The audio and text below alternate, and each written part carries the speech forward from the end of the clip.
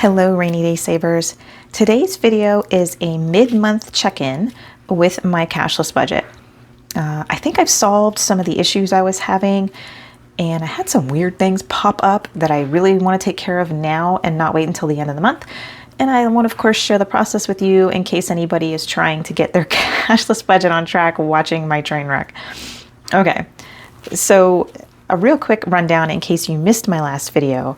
I am working on a cashless envelope system using the zero-based budgeting method while making the process as simplistic as I can for someone who has major issues focusing and sticking with things.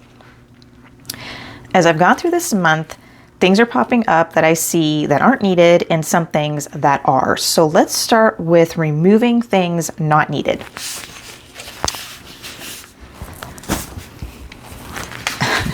Don't mind this yet. We'll put that over here. Okay, so monthly spending sheet. Yeah, it's a little chaotic. I originally intended for this to cover all of my spending. Yep, not needed. I only need to focus on things that I put on my credit card so that I can pay that off from the appropriate sinking fund envelope at the end of the month. This is my life. It's not just a YouTube video. And that window looks like the sun's coming in weirdly. Let me go ahead and fix that. I hope that didn't make it look weird. Okay. So, where was I? Yeah, scribble. Okay. So I will cover all of that in detail when I do my December budget, but this definitely will make the system flow better. What I need to do is, when we were in Costco, I got new eyeglasses, and they do not take Discover, which is my credit card. They do not take MasterCard, which is my husband's credit card. So we had to use our Essentials card, which is my grocery reloadable debt card, for $180.80. Okay. So $180.80 needs to come out of my medical.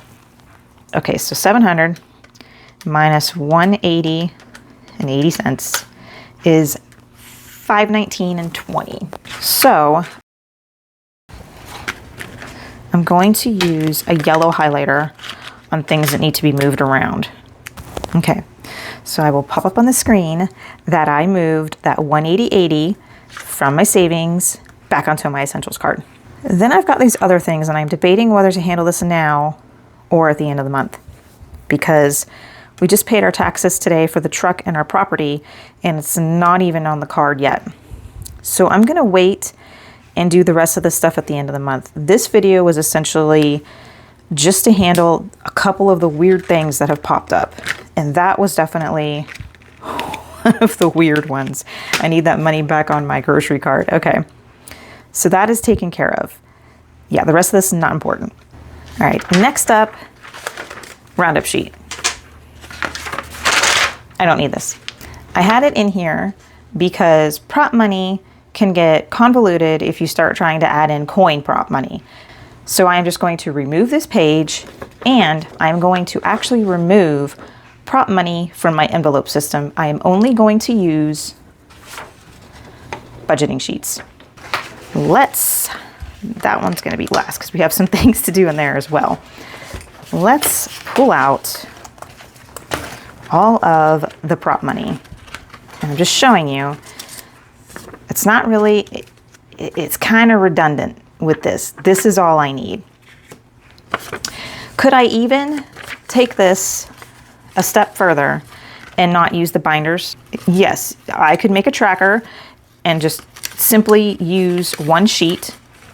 What am I doing here? What was I saying? Oh yeah, I could just make a tracker and track all of these on one sheet of paper.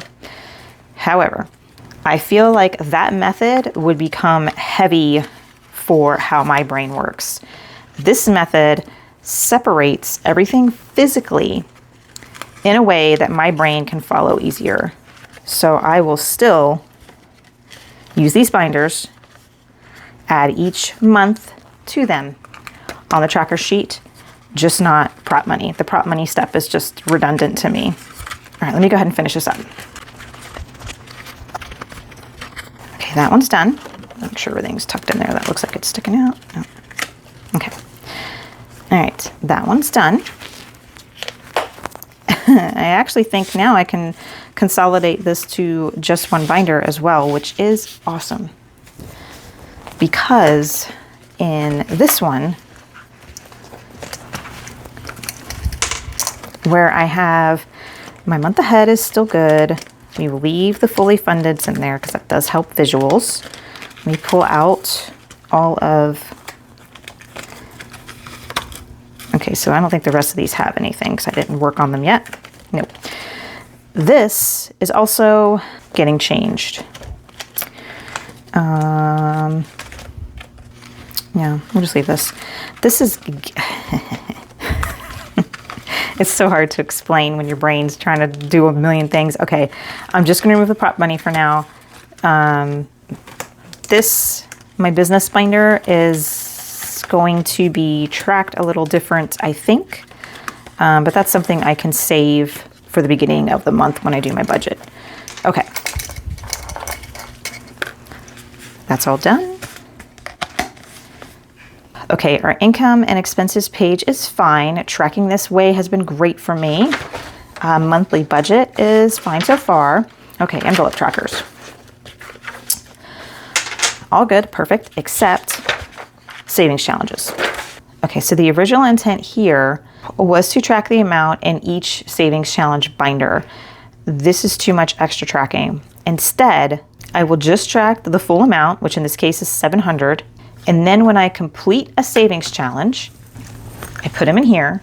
And at the end of the month, I will cash them out of the savings challenge category and move them into whatever sinking fund category they go to. So that will just be a paper move instead of confusion, because the other way is just, it's becoming too much. So all of this isn't needed. I will just put the 700 here, and I will likely do the same for my business account. And I will likely do the same for my business account, but we'll come back to that. Okay, so this true budget sheet, this is not needed for what I was using it for, since I load these particular budgets onto my debit card. That pretty much keeps the balance of these in check. And I only shop 2 places really for groceries, you know, so this is just not needed. But what is needed is this page, and I'm using the true budget sheet in a different manner. So I closed my business account. My brain does not like all of these open accounts. So at this point, we only have our main bank account, our savings account, and then the reloadable debit card. And the savings account is what holds all of my envelope funds. I need to track what deposits are being put in that account from my business and what expenses are being paid from it. So, you know, here's my income, and then I made a big credit card payment because I did have a lot of spending on here. Now, my business technically paid for some things that weren't business related this month. Not many, maybe you know, less than $100 of it.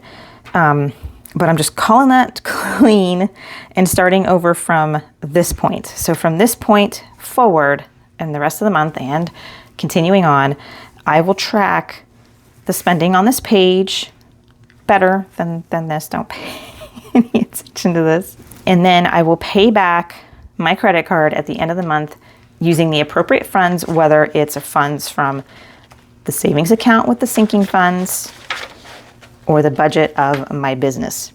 And then I just want to do one big transfer at the end of the month, probably in a video similar to this. It won't be mid-month check-in, it'll probably be end-month check-in.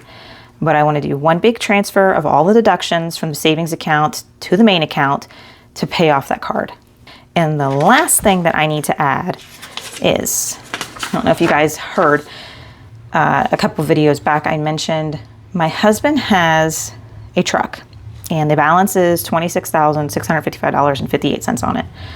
He works part-time to pay his monthly payment, which is $650.13. I want rid of this debt. I don't, even though, you know, he took it on. It's my debt, it's my truck. And he's working part-time to pay for it. I don't like paying interest on things. So I want to start working on getting things together and tracking that debt for him. I think a good spot for this would be at the end of my book, because I don't really know,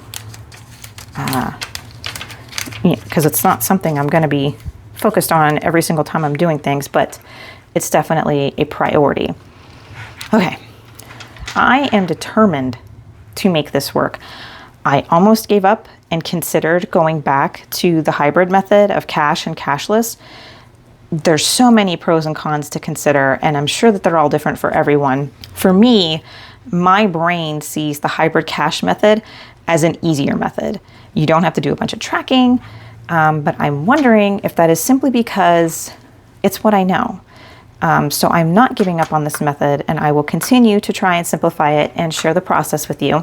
But that was a mid-month check-in with this crazy budget that I'm trying to get together.